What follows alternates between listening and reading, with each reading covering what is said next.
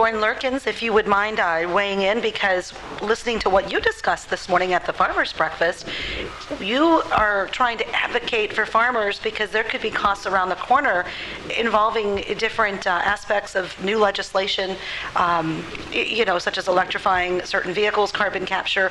Those things will be playing a role in farmers' commodity trends as well. Right. So I was actually thinking about what I read over the summer around the July 4th holiday, the Purdue Ag Barometer, and I think, they were looking at the top concerns for farmers across the Midwest. 43% of them were concerned about input prices, 21% concerned about input availability, 18% on government policies. So those are all very relevant for this conversation. And I think even though we're now into the fall, those sentiments are still very strong, as we're hearing about today.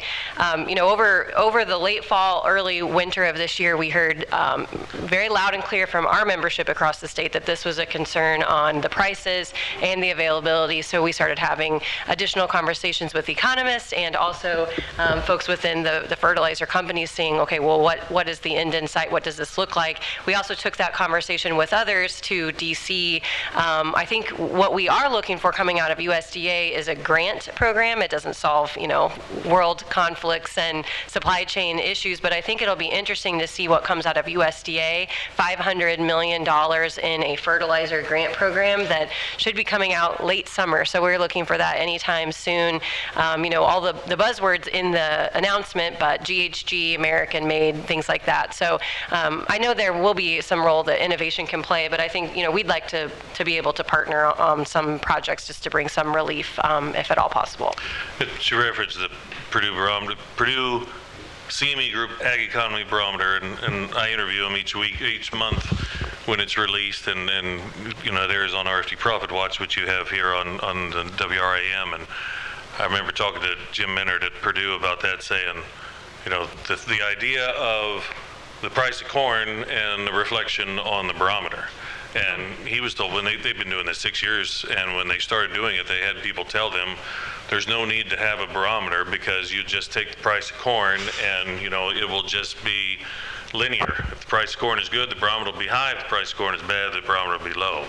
And here we have 650 corn, and the barometer is nowhere close to where it was 2 years ago. In 2020, it was at record highs, and now it's not at a record low by any means, but it's not exactly rosy compared to previous times. And going back to what Ron was talking about with the risk and the uncertainty being so prevalent right now, that it really does weigh on what people want to do, and it's especially it affects both current and future expectations, which they gauge. And Ken McMillan, who has also served on many different in legislative process as well, you've seen trends before. Have you seen this trend with inflation, with the prices in agriculture?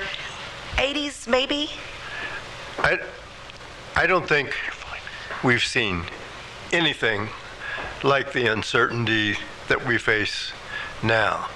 And part of that is, and this probably gets into my political views, but I don't think the leaders in either party, and I think there's good evidence of that, don't really understand how much the uncertainty affects agriculture. For years, farm programs have basically meant agriculture came together, and we've provided some measure of stability and some means of dealing with all of the uncertainty.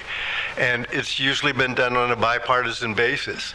And the thing I see this year is with that $90 billion that was passed, we're at the place where politicians of both parties will use farmers when they can, and then blame farmers when that's in their best interest. And that creates a great deal of uncertainty. Normally, the farm programs have been the result of Republicans and Democrats coming together, coming up with some changes each time that the farm bill comes up, but basically by working together. And this time, we have a wild card out there.